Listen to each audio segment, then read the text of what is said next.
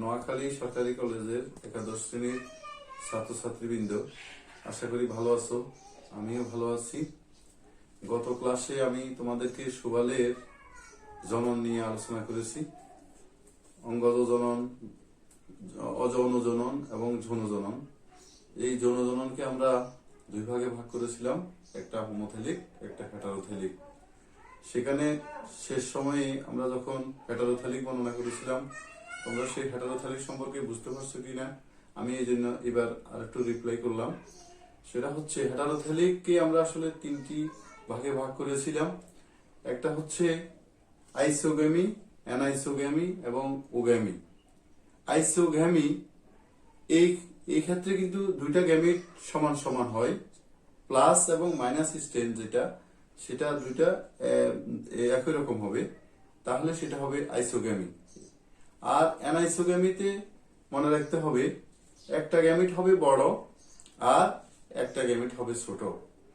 তাহলে আমরা আইসোগ্যামি, অ্যানাইসোগ্যামি এই দুটির ভিতরে পার্থক্য বলতে পারবো। এবং উগ্যামি, সেখানে কিন্তু মনে রাখবে সেখানেও একটি গ্যামেট বড় এবং ছোট, কিন্তু মনে রাখতে হবে স্ত্রী গ্যামেটটি বড় হবে এবং এটা নিশ্চল থাকবে, এটা সচল হবে না। আর পুং গ্যামেটটি সচল হবে, তাহলে সেটা স্ত্রী গ্যামেটের নিকটবর্তী হবে এবং স্ত্রী গ্যামেটকে নিষিক্ত করবে, তাহলে সেটাকে আমরা উগ্যামি হিসাবে চিহ্নিত করব। তাহলে আজকে আমরা চলে যাব এই শৈবালের ইলোথ্রিক্স, একটা শৈবাল, এই শৈবালকে নিয়ে আমরা বিস্তারিত আলোচনা করব। এবং ইলোথ্রিক্স শৈবালকে নিয়ে আলোচনা করতে গিয়ে আমরা প্রথমে ইলোথ্রিক্স শৈবালের বাসস্থান সম্পর্কে জানব। তাহলে আমরা আজকে ইলোথ্রিক্স শৈবালের বাসস্থান সম্পর্কে তোমাদেরকে বলবো। এখন চলো আমরা বাসস্থান সম্পর্কে জেনে নিই। ইলোথ্রিক্স শৈবাল সাধারণত মিঠা পানির পুকুর, খাল, বিল, হাওর, নদী নালা প্রভৃতি জলাশয়ে জন্মে থাকে।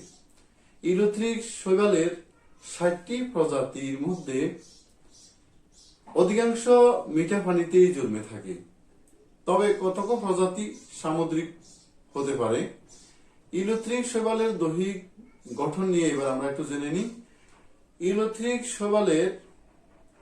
ইলোথ্রিক্স একটি ফিলামেন্টাস শৈবাল, মানে সূত্রময় এবং অশাখ সবুজ শৈবাল। ইহা অসীম বৃদ্ধি সম্পন্ন। এর দেহ একসারি খর্ব ও বেলনাকার কোষ দ্বারা গঠিত। এর গোড়ার কোষটি লম্বাকৃতির, বর্ণহীন এবং নিচের দিকে ক্রমশ সরু। একে হোল প্লাস্ট বলে। আমি পরে ইলোথ্রিক্স শৈবালের চিত্র আঁকবো, এই ফাঁকে একটু বলে রাখি, আমরা অনেক সময় আমি প্রশ্নটা করি যে হোল প্লাস্ট দৈর্ঘ্যে বাড়ে কিন্তু প্রস্থে কেন বাড়ে না। তোমরা পরবর্তীতে মনে রাখবে এই প্রশ্নটা সম্পর্কে। হোল প্লাস্ট দ্বারা শৈবালটি কোন বস্তুর সাথে আবদ্ধ থাকে। হোল প্লাস্টের কাজ কি বললে এমনই প্রশ্নের উত্তরে তোমরা বলবে হোল প্লাস্ট দ্বারা শৈবালটি কোন বস্তুর সাথে আবদ্ধ থাকে। ফিলামেন্টের প্রতিটি কোষের একটি সুনির্দিষ্ট কোষ প্রাচীর আছে। হোল প্লাস্ট দ্বারা প্রত্যেক কোষে একটি নিউক্লিয়াস আছে। হোল প্লাস্টের কিন্তু এটাতে কোনো নিউক্লিয়াস নেই, এটা আংটি আকৃতির ক্লোরোপ্লাস্ট আছে। এখানে ক্লোরোপ্লাস্টে এক বা একাধিক পাইলিনয়েড থাকে। এই পাইলিনয়েড হলো প্রোটিন জাতীয় পদার্থের চকচকে দানা, যার চারদিকে অনেক সময় স্টার্চ থাকে।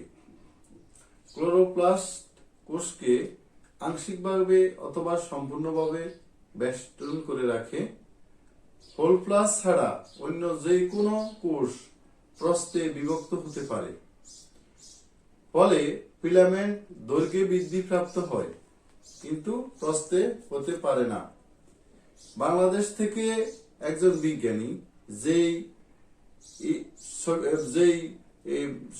ইলোথ্রিক্স সিমপ্লেক্স নিয়ে আলোচনা করেছেন তিনি হলেন professor A K M Nurul ইসলাম।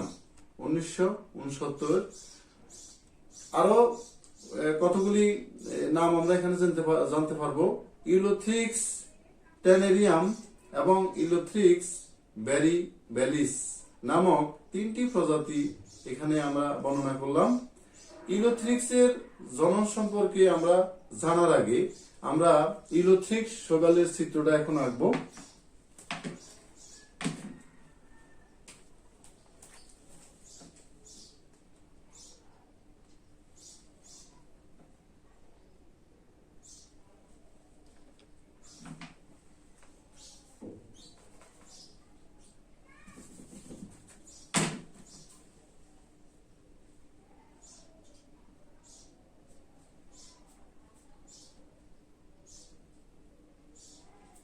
এই যে আমি আঁকতেছি, এটা হচ্ছে হোলপ্লাস্ট,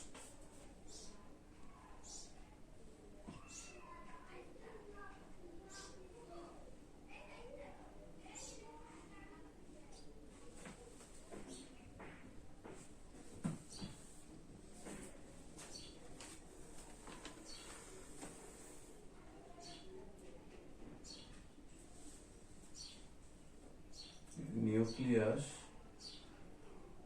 ক্লোরোপ্লাস্ট,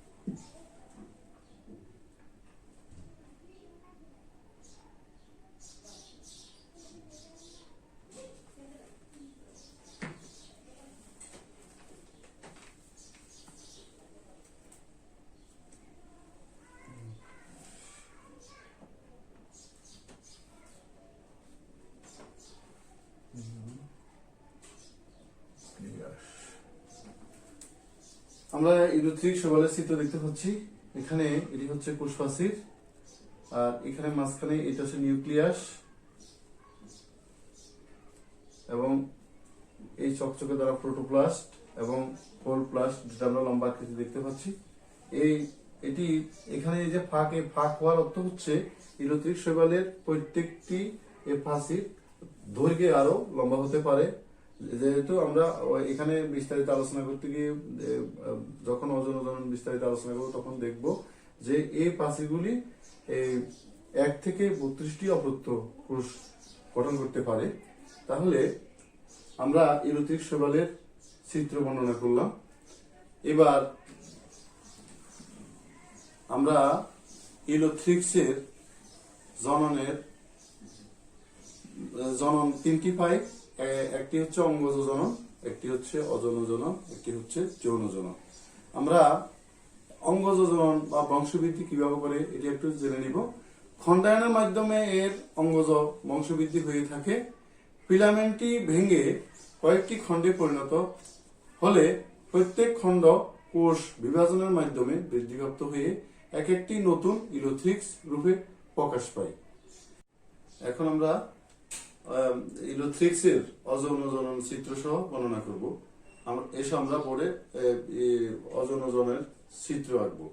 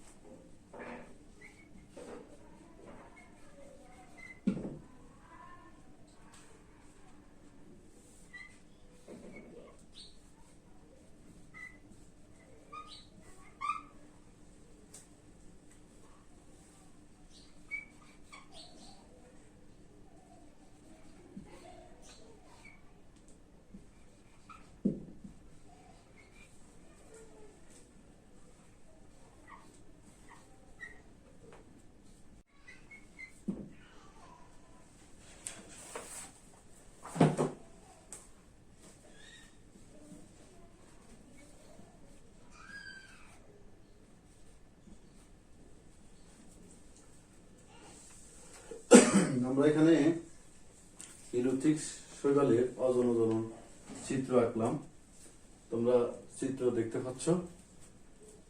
আমরা একটু চিহ্নিত করি।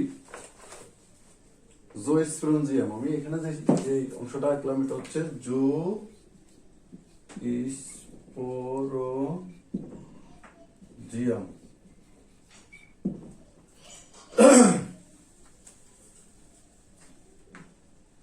অজনজনন, জোস্পোর সৃষ্টির মাধ্যমে ইলেকট্রিক্সের অজনজনন সম্পন্ন হয়। কখনো কখনো প্রাণস্পোর সৃষ্টির মাধ্যমেও অজনজনন হয়ে থাকে। জোস্পোরগুলো সাধারণত সার প্লাজেলা যুক্ত হয়। আমরা এখানে দেখতে পাচ্ছি জোস্পোরগুলি সাধারণত সার প্লাজেলা যুক্ত হয়। যেই কোষ হতে জোস্পোর উৎপন্ন হয় তাকে জোস্পোরেঞ্জিয়াম বলে, যেটা এই যে বললাম জোস্পোরেঞ্জিয়াম বলে। হোল প্লাস ছাড়া অন্য যে কোনো কোষ হতে জোস্পোর সৃষ্টি হতে পারে। প্রজাতির উপর নির্ভর করে প্রত্যেক জোস্পোরেঞ্জিয়াম হতে 1 হতে 32টি জোস্পোর সৃষ্টি হতে পারে। মনে রাখবে, একটি মাত্র জোস্পোর সৃষ্টি হলে কোষের সম্পূর্ণ প্রোটোপ্লাস্ট একটি জোস্পোরে রূপান্তরিত হয়। একাধিক জোস্পোর উৎপন্ন হলে জোস্পোরেঞ্জিয়ামের প্রোটোপ্লাস্ট একটু সংকুচিত হয় এবং লম্বিভাবে 2 ভাগে বিভক্ত হয়। প্রজাতির উপর নির্ভর করে 32টি অপত্য প্রোটোপ্লাস্ট সৃষ্টি পর্যন্ত বিভাজন হতে পারে। তখন প্রতিটি অপত্য প্রোটোপ্লাস্ট সার প্লাজেলা যুক্ত জোস্পোরেঞ্জিয়ামে রূপান্তরিত হয়। কোষের প্রজাতি হতে শ্রেষ্ঠ সকল জোস্পোরেঞ্জিয়াম এবং একই প্রকার হয়ে থাকে।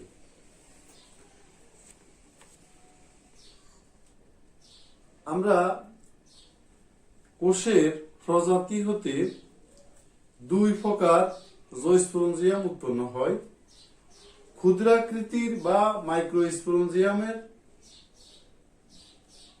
মধ্যখানে থাকে এবং একটি জোস্পোরেঞ্জিয়াম হতে 8 থেকে 32টি জোস্পোর উৎপন্ন হয়। এইখানে আমরা আমাদের ক্লাস আজকে শেষ করব। পরবর্তীতে তোমাদেরকে এই অজনজননের বাকি অংশ বিস্তারিত ব্যাখ্যা করব। আল্লাহ হাফেজ।